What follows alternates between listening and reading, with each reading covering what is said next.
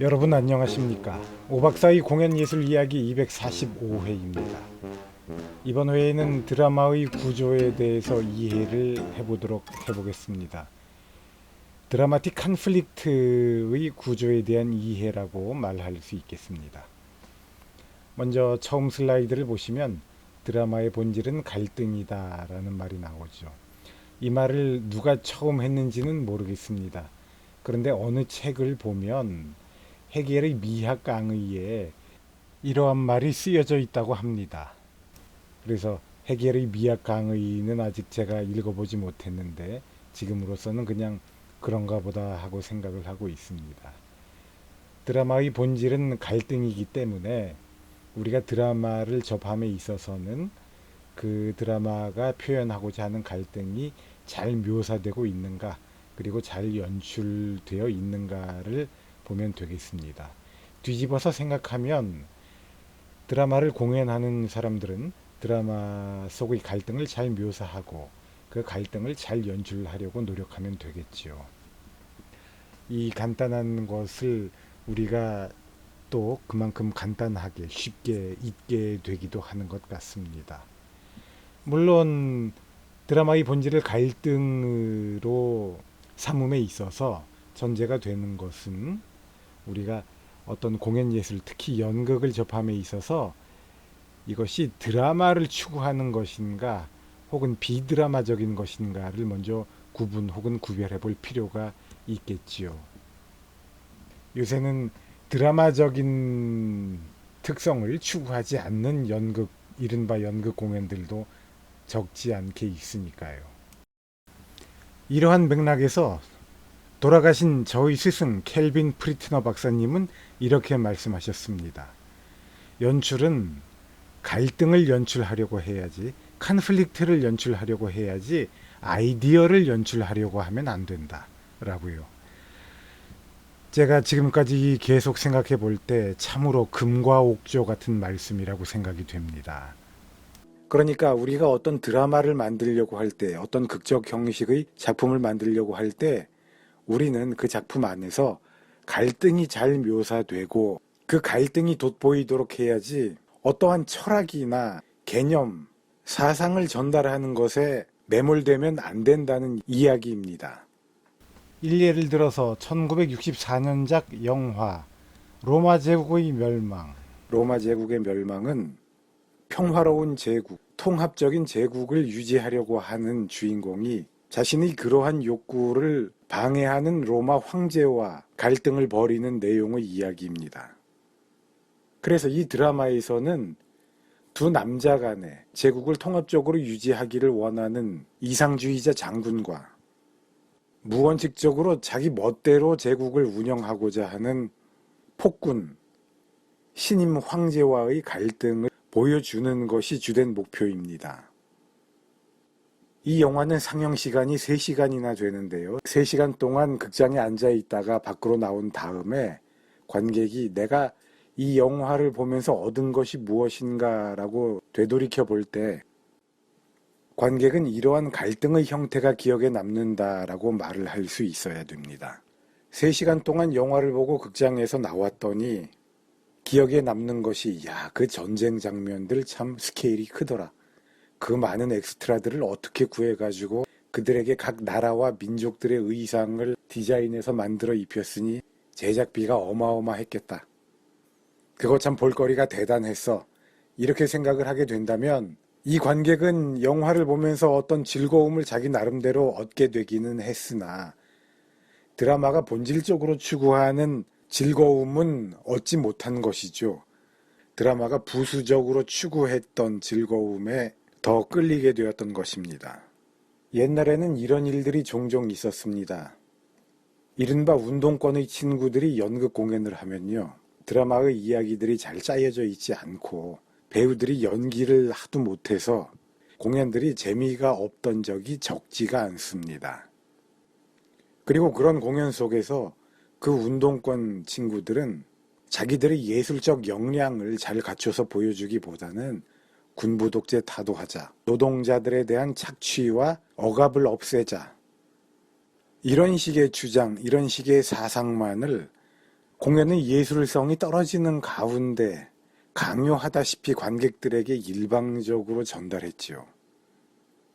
그들이 전달하고자 하는 철학, 사상, 아이디어, 개념, 이러이러한 것들은 무엇인지 알겠는데, 그렇다면 그들이 그러한 철학이나 사상을 그냥 구호로 외치면 되지, 왜 굳이 드라마라는 매체를 선택해가지고 그 매체를 통해서 그러한 아이디어를 표현하려고 했는가는 잘 이해되지 않았습니다. 1980년대나 1990년대 초에 이른바 운동권 예술에 대해서 이러한 지적들은 적지 않았습니다. 그들이 시도했던 드라마적 공연들에서도 이러한 현상은 나타나고 있었습니다.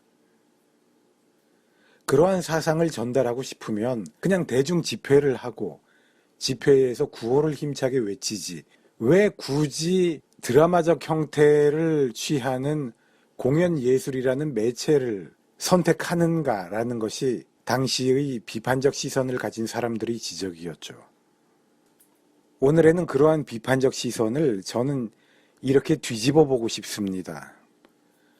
우리가 연극이나 영화 등 드라마적 형식에 접할 때 그 드라마가 갈등을 제대로 묘사하고 있는지를 평가해라.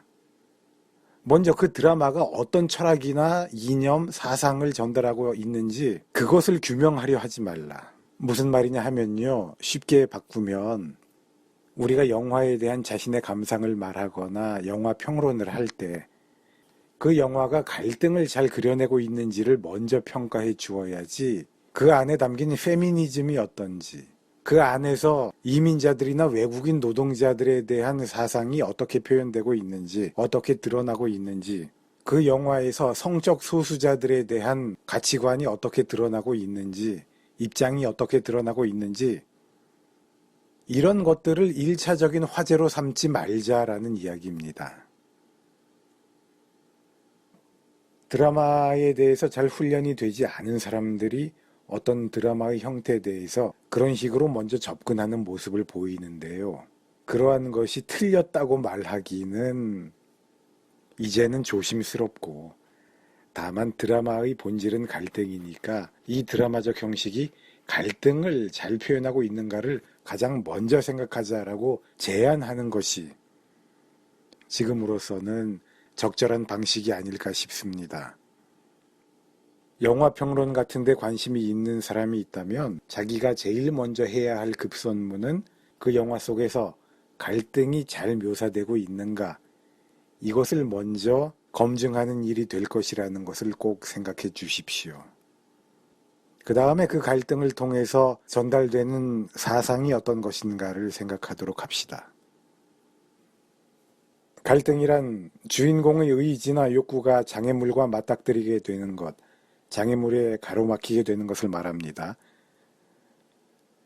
영화 곡성이라고 있지요.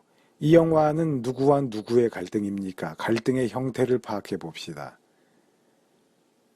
곽도원이라는 배우가 연기하는 경찰관이 악령과 대결하는 것, 주인공이 자신의 가족을 보호하고자 하는 욕구를 가졌는데 그 욕구가 악령이라는 장애물에 가로막히게 되는 형태의 갈등을 이 영화는 보여줍니다. 셰익스피어의 햄릿은 어떤 형태의 갈등을 보여주고 있습니까? 그것은 자기 아버지의 죽음을 복수하고자 하는 왕자 햄릿의 욕구가 있고 그 욕구가 아버지의 살인범인 숙부와 충돌하게 되는 모양새의 갈등을 보여주고 있습니다. 그런데요, 이러한 갈등의 형태를 잘 파악하기 위해서는 지금 슬라이드에서 보이듯이 인물의 의지나 욕구를 보다 정확하게 파악할 필요가 있습니다. 이병헌이 출연했던 영화 중에서 악마를 보았다라는 영화가 있지요. 그 영화에서 주인공 이병헌이 진정으로 원하는 것은 무엇입니까?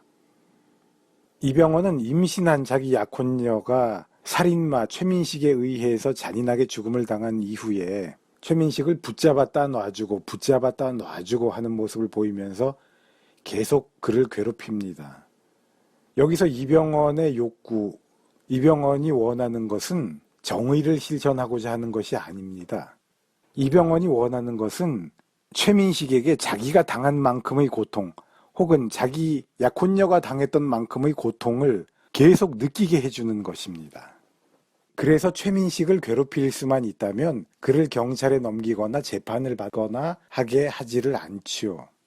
무작정 그를 괴롭히고 고통받게 하고 그래서 소나귀를 조였다 놓았다 하면서 할 수 있는 한 최대한 많이 길게 그에게 고통을 줍니다. 그러는 과정에서 당연히 이병헌의 모습도 법이 허용하는 테두리를 벗어나게 되고 과연 이 사람이 정의를 실천하는 사람인가 아니면 이 사람이 악마인가 라고 느끼게 될 정도의 모습을 보여주죠. 약간 각도를 바꿔서 생각하면 터미네이터 시리즈에서 터미네이터가 원하는 것은 무엇입니까? 어떤 경우에는 터미네이터는 무조건 존 코너나 자기가 목표로 한 사람을 죽이기만 하면 됩니다. 그렇기 때문에 존 코너가 혼자 있건 아니면 여러 사람들과 같이 있건 존 코너를 죽이려는 가운데 자칫하다 어떠한 부수적인 피해가 발생하건 신경을 쓰지를 않죠. 존 코너나 자기가 목표로 한 인물만 죽일 수 있다면 터미네이터는 다른 그 어떠한 무고한 사람들이 죽어나가더라도 전혀 개의치 않습니다. 터미네이터의 임무가 뒤바뀌면 어떻게 됩니까? 존 코너나 사라 코너라는 인물을 터미네이터가 지키기를 원한다면 터미네이터는 다른 그 어떤 사람들이 죽어나가도 또 개의치 않습니다. 자기가 목표로 하는 그 인물들만 보호하면 되는 것이죠. 이러한 식으로 드라마 안에 등장하는 인물들의 욕구가 보다 구체적으로는 어떠한 것인지를 파악한 후에 그 인물들의 욕구들이 어떻게 충돌하는지, 주인공의 욕구 혹은 의지가 어떠한 장애물을 만나게 되고 주인공은 어떻게 그 장애물을 극복하려고 하는지를 우리가 제대로 잘 파악하려고 노력해 봅시다. 어쩔 때는요, 영화나 연극을 만드는 사람들이 자기가 그 작품을 만들고 있으면서도 자기가 애초에 품었던 이런 가장 기본적인 갈등의 형태 같은 것들을 만드는 도중에 까먹어버리게 될 때가 있습니다. 그래서 이 드라마가 원래 애초에 의도했었을 갈등의 묘사가 제대로 되고 있지 않다라는 것을 지적해 주는 것이 평론의 주된 기능 중의 하나가 될 것입니다. 다음 슬라이드를 보도록 하죠. Inciting Incident라는 말이 있습니다. 이 말을 어떻게 번역하면 좋을지 모르겠습니다.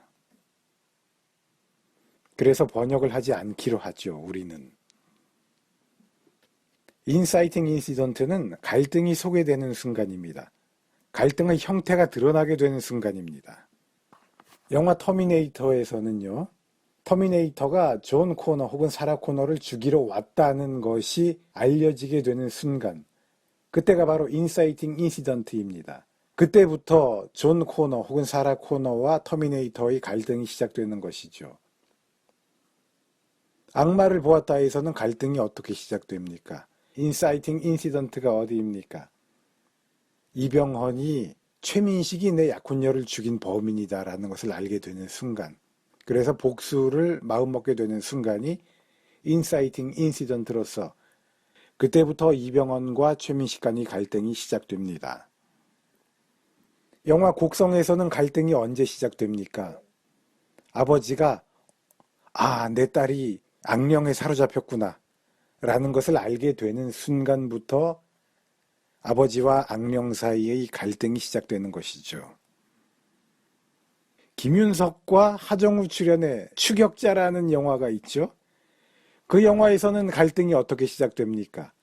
자기가 데리고 있던 아가씨들이 자꾸 출근을 안 하게 되니까 그 아가씨들의 행방을 파악하던 포주 김윤석이 결국 4885라는 전화번호를 가진 하정우가 그 아가씨들을 납치해간 범인이라는 것을 알게 됩니다.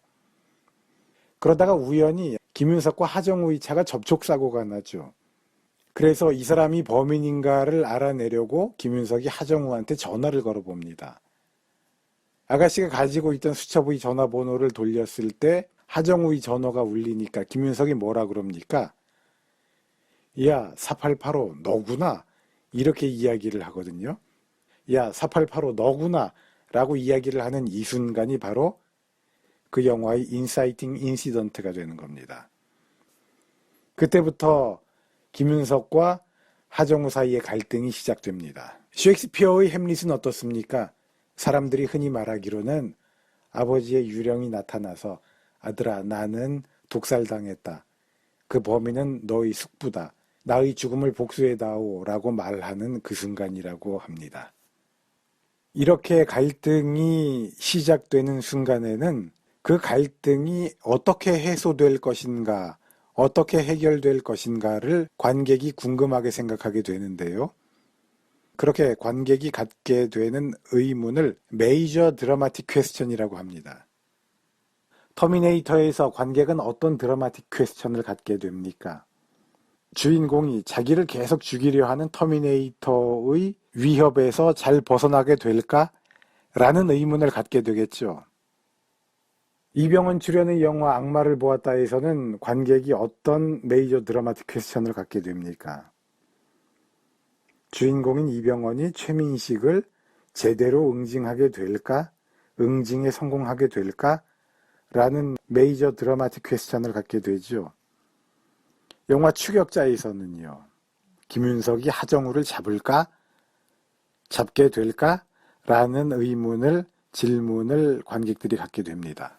셰익스피어의 햄릿에서는 관객이 햄릿이 자기 아버지의 복수에 성공하게 될까라는 의문을 갖게 되죠. 영화 곡성에서는 아버지가 악령을 이겨내게 될까? 그래서 자기 딸을 악령으로부터 구해낼까라는 의문을 갖게 됩니다. 이러한 의문을 제기한 상태에서 드라마는 계속 상승하게 되죠. 긴장감이 상승하게 됩니다. 이러한 전개 부분을 라이징 액션이라고 합니다. 다른 말로는 복잡화, 컴플리케이션 혹은 컴플리케이션즈라고 합니다. 다음 슬라이드를 봐주십시오. 이렇게 이야기가 발전해 나가다가 결국 그 갈등이 해결되는 부분을 클라이막스라고 합니다. 갈등이 해결되기 때문에 그 이후에는 더 이상 갈등이 존재하지 않는 부분이 클라이막스입니다. 클라이막스의 개념을 이렇게 이해하면 편합니다. 클라이막스는 우리가 그동안 흔히 최고조라고 배워왔지요. 그런데 최고조라는 말이 헷갈릴 때가 있습니다. 어떤 사람은 거대한 폭발이 일어났을 때 그 순간에 정서적인 최고조를 경험할지도 모르죠. 어떤 사람은 야한 장면이 나왔을 때 정서적인 최고조를 경험하게 될지도 모릅니다.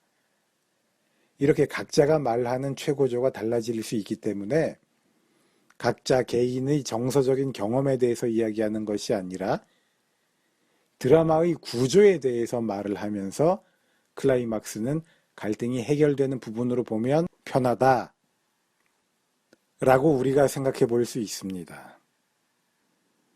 이러한 개념을 가지고 본다면 햄릿에서 클라이막스는 어디가 됩니까? 햄릿이 아버지의 복수에 성공하는 순간, 햄릿이 숙부인 왕 클로디어스를 죽이는 순간이 됩니다. 영화 터미네이터에서는 어디가 클라이막스가 됩니까? 터미네이터가 죽는 순간이 되지요. 영화 추격자에서 클라이막스는 어디가 됩니까? 김윤석이 결국 하정우를 붙잡게 되는 순간이 됩니다. 영화 악마를 보았다에서는 클라이막스가 어디가 됩니까?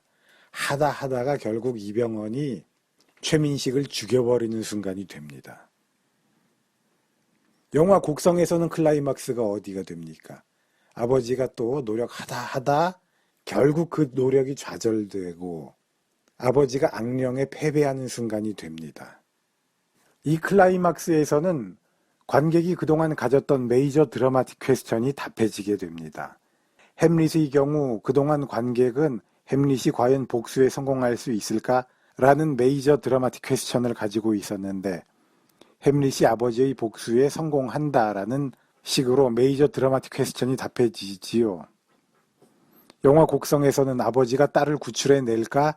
라는 메이저 드라마틱 퀘스천을 관객이 가지고 있었는데 결국 클라이막스에서 아버지가 딸을 구출하지 못한다 라는 답을 얻게 됩니다.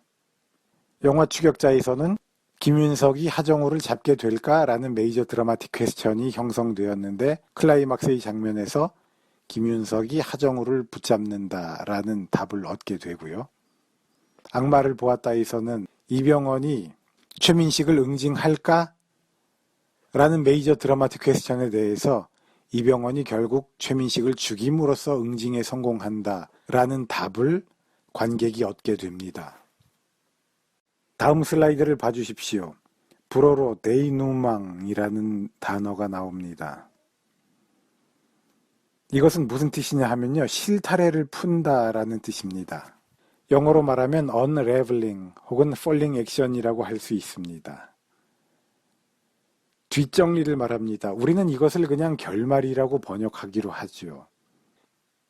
드라마의 본질은 갈등이고 클라이막스에서 갈등이 해소되었습니다. 우리가 드라마를 보는 것은 갈등을 보기 위한 것인데 갈등이 해소되었으니까 이제 이 드라마는 자신의 본질적인 의무는 완수한 것이 되지요. 클라이막스 이후의 부분을 데이누망이라고 그럽니다. 영어로는 unraveling, falling action, 하강 정도로 우리가 번역할 수 있겠습니다. 그런데 우리는 이 데이누망을 결말이라고 번역하기로 하자라고 말씀드렸죠. 햄릿이 복수해서 갈등이 해소된 다음에 그 다음에 뒷정리는 어떻게 됩니까? 죽은 시체들 치워야죠. 이런 부분이 데이누망, 결말이 됩니다. 영화 악마를 보았다에서는 최민식이 죽은 다음에 어떻게 됩니까?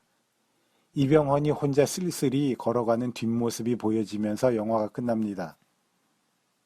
갈등이 해소된 다음의 뒷정리, 이 부분이 결말 혹은 데이누망입니다. 이 영화 같은 경우 최민식을 죽였으니까 이병헌은 행복할까요? 그의 뒷모습을 보면 그렇게 보이지 않죠. 복수에 성공하고 갈등을 해결하고 났는데도 이병헌은 회한의 눈물을 흘리지 않을 수 없습니다.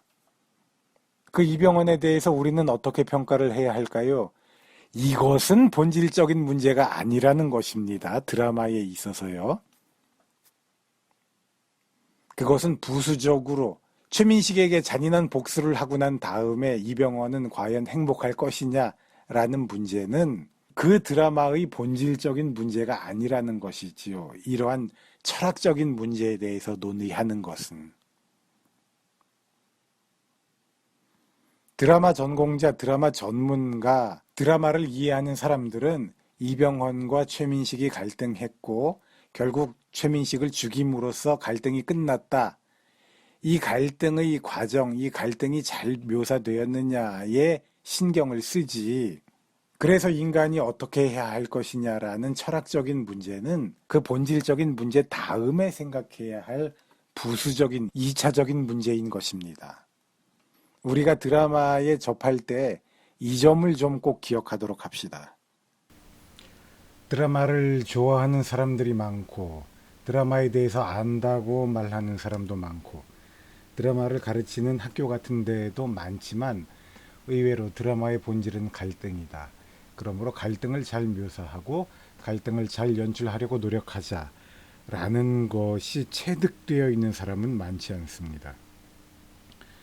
연극영화과 같은 데서도 이러한 지식을 잘 전달하지 않는 경우가 적지 않아서 제가 놀라게 됩니다. 이러한 것을 모르고서 수십 년 동안 연극판을 굴러다니는 사람들도 있고요. 물론 제가 지금까지 말씀드린 내용이 정답은 아닙니다. 다만 우리가 이러한 사항들을 이렇게 이론화된 것들을 이해하고 실천하고 응용할 수 있으면 이제는 우리 나름대로 드라마에 접근하고 드라마의 요소들을 분석하고 드라마의 구조를 이해하고 자기 나름대로 드라마를 설명하는데 기준을 가질 수 있다는 것이죠. 애초에 천지창조 때 하느님께서 자, 드라마의 본질은 갈등이다. 시작. 이렇게 해서 드라마가 탄생된 것이 아니죠. 인류사 이래로 서양에서 드라마적인 것들이, 드라마적인 형태들이 많이 만들어지고 지금까지 쭉 발전되어 오면서 그 수많은 작품들을 되돌이켜 봤더니 그것들이 크게 보면 이러한 특징들을 보이더라. 이러한 식으로 그것들의 특징을 정리해 볼 수 있겠다라는 것이 이러한 이론화의 본질입니다. 그러므로 이것은 귀납적인 지식인 것이고 정답이 될 수는 없겠지요. 그렇지만 동시에 우리에게 지침을 제공해주고 우리를 편리하게 만들어주는 것이 사실입니다. 그래서 이것을 알고서 참고하지 않느냐, 모르기 때문에 참고하지 못하고 있느냐라는 것은 큰 차이를 우리에게 가져올 것이므로 우리 모든 드라마 학도들이 같이 이러한 사항들을 잘 익혀나가면 좋겠습니다.